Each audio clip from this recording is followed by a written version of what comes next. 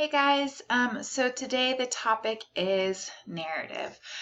So you know that your first unit is all about language and culture and identity, how language or how culture sort of has shaped your specific identity. And we're doing a couple of readings that kind of center around that. And the readings we're doing are actually examples of narratives where overall a narrative is really descriptive and it's personal, but there's like kind of a deeper meaning. So we've read those, and then we're going to move into writing our own. So please take notes as we go. Remember, it's a good way to memorize stuff, but it's always good to look back later on your own notes. So let me adjust this really quickly. All right.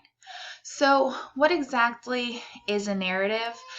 So it's storytelling, like I said, using descriptive language and specific examples. So Amy Tan is kind of telling this story kind of about how she came to understand her own mother tongue, but she kind of describes sort of what she feels. She sometimes describes the situation, and she has these really specific examples. So we're going to be learning a couple different types of essays in this class. Some of them are going to be more academic-y, but for this one you can use first person pronouns, right? So you can use I, me, us, we, those kinds of things. Moving on from this essay, we won't be doing that, but for this essay you can. So although narrative can kind of read like a story, it has a deeper meaning or lesson. It is going to be structured with formal paragraph structure. So I'd like you to adhere to that after you look at that lecture. And the deeper meaning is kind of woven through that narrative. So when we're reading our different narratives, the Amy Tan, the Malcolm X narratives, you want to look for specific examples with details. You want to look at this not just as a reader, but also as a future writer, right? You want to think about what examples or details are helpful, what are maybe not necessary, right? You want to find the main idea or that deeper meaning, whatever it is.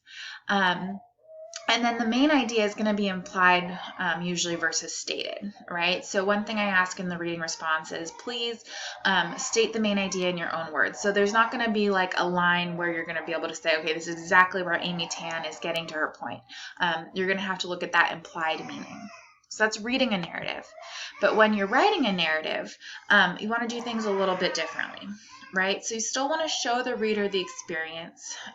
You still want to use all five senses, right, to really show, not tell the reader what's happening.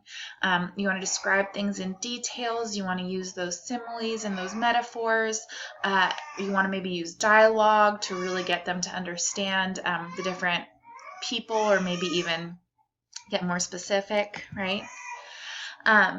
Although the main idea is implied in most narratives that we're going to read, you're going to need to state yours explicitly, right? So what you're going to need is you're going to need a thesis statement that encompasses what your entire essay is going to be about, right? For example, for me, I speak English. I'm a native English speaker. So if I was going to write about my language identity, I would probably be writing about how I code switch, right? So what I mean is I speak differently when I'm speaking at work than I do at home, right? With my friends. And I speak differently with my friends than I speak to my daughter. So in my thesis, I would probably state my identity can be seen in the way that I speak through different sort of code switching at home, at work, and with little kids, right? And so I've kind of stated exactly what I'm going to talk about, right? And one of those paragraphs is going to be about how I speak at work, right? And my topic sentence is going to be talking about how I speak. My topic sentence is going to be centered around, hey, this paragraph is about how I talk at work, right? Narratives can have kind of an emotional impact on your reader. They can be kind of personal. I know from teaching this class for a while that sometimes you guys do get personal. Sometimes you guys do share these experiences. I know that language and culture and identity are all really personal things. And so if you feel like sharing those, awesome. Okay. Let me make this a little bit bigger. So audience and purpose. So it is important to have to look at audience and purpose when you are reading, but it's also important to look at when you're writing, right? So that's something that we kind of mentioned when we went over reading and annotating and that kind of thing early on in the semester. So you want to consider your audience and your purpose as a writer. So for the sake of this narrative, for example, your audience, yes, is me. But you want to also think, what does my audience already know about the subject? What do they already know about me? What kind of background information do I need? For the purpose, for a narrative, you really want to show your reader that experience, right, and that deeper meaning. You can kind of, with a narrative, put a little bit more of yourself in there. When we write other essays, you're going to code switch, right, to really kind of standard academic English, right? But for your narrative, do you want to have a funny tone? Does it want to be kind of sad? Is it more meaningful? How do you want that audience to relate to you?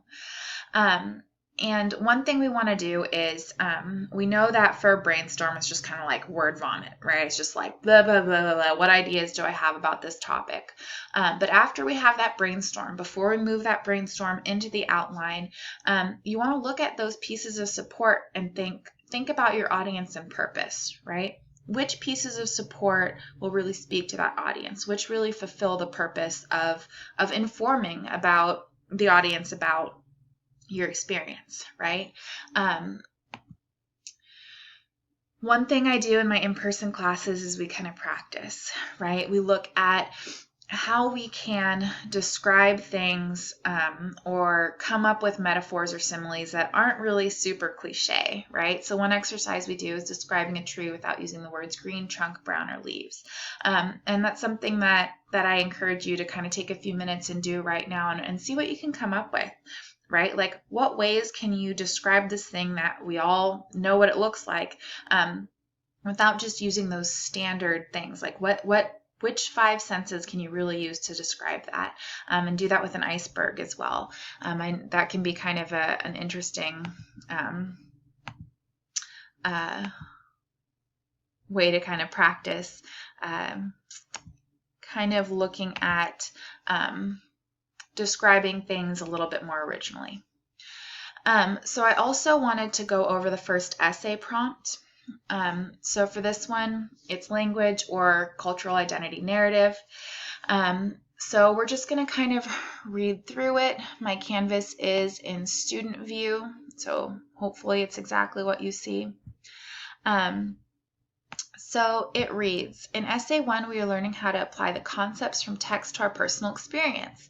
So what we're doing is you're going to share an experience with me, whether it's code switching between work and school and family, whether it's talking about your home language, whether it's just kind of talking about your culture, right? Like I could also talk about my Jewish culture and the way in which that's formed my identity.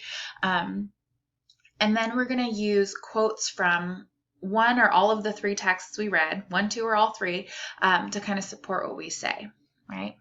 So it says, in order to develop this skill, we will work on carefully reading and understanding the texts, right? And we're doing that through our reading responses, choosing strong, specific examples to illustrate our connections to the concepts in the text. We'll choose examples and put them into our outlines, and you'll get feedback from me about that. And explaining how our specific examples connects to those concepts. So one big thing we want to remember is that whether we're using our own examples or we're using quotes from the texts, we want to spend the bulk of our paragraphs really explaining how these examples or these quotes really support the idea that our identity has been formed by these various things, right? We have a couple goals for this essay. Each essay is going to have some goals. They all kind of feed into student learning outcomes for this class overall. We want to work on being able to summarize key concepts. We want to choose examples from your experience and discuss how they illustrate how your chosen topic has impacted you. And you're going to use one quote per paragraph from either Tan, Gesabe, or Malcolm X. So you can use Tan quotes in every paragraph, or Gesabe quotes, or Malcolm X quotes, or you can use like one Tan quote, two Malcolm X quotes, right? However you want to do it, that's fine. Just have one per paragraph, and they have to be from our readings. So the prompt reads, and this is kind of like the question that you're going to be answering. Consider what we have discussed and read. How has language or culture impacted your identity? So one thing that you can do, not just for this class, but other classes, is when you have a prompt that's like a line or something, you can think about your thesis as specifically answering that, right? The different ways that I code switch when I'm at work or with friends impacts who I am in this way, right? That's a good thesis statement. So I've also included some questions that can help you get a little bit more specific, because just turning this into a thesis again isn't specific enough. You want to kind of get a little bit more specific. So think about, how do you know when to switch from one to another, right? How do different audiences respond? We've talked a little bit about stereotyping and racism, that kind of thing. Have you always valued being able to switch languages or Englishes, right? And that's kind of getting at that code switching thing. How does language impact your identity in your community, family, or at school? How does your culture impact how you interact with other people in the world? Do you have family traditions that have shaped who you are? So you can go just the family traditions culture route too. So your paper must be double-spaced, be in Times New Roman, so it's got to be an MLA format, right? That's really important. You have to include an outline and a brainstorm that I want to look at and give feedback on before you turn this in. You want to make sure you cite your quotes correctly and add a works cited page. There is a rubric attached to the Turn It In page where you can see what is kind of expected from you. You need at least 5 paragraphs, right? This is a 5-paragraph essay. You need an intro, 3 body paragraphs, and a conclusion. Each paragraph should have 8 sentences, right? It needs to be a full paragraph. This is worth 50 points. So our other essays are going to be worth a little bit more. This is the first essay, and for this essay, not only are you learning about how to write a narrative, we're talking about intro paragraphs, we're talking about body paragraphs, we're talking about how to do a thesis statement, we're talking about MLA. So we're doing all these kinds of different things that go into formal essay writing. And so because it's the first time you're practicing them, this is worth a little bit less points. You also are going to turn this in via Turnitin, which does check for plagiarism. Please make sure you've checked out my PowerPoint about plagiarism. If you want some more information about that, I'd be happy to give that to you. I have a very strict policy, right? Anything over 35% will receive a 0. So make sure you check that out on my syllabus as well. All right. Please also make sure that you submit your outline and your rough draft on time. I give feedback on all those things so that your final draft can have feedback from me so that you know that you're on the right track, or you know that you need to change some things. Please also check my comments, right? I can only be helpful if you look at what I actually wrote. Let me know if you have any questions, and I'll see you next time.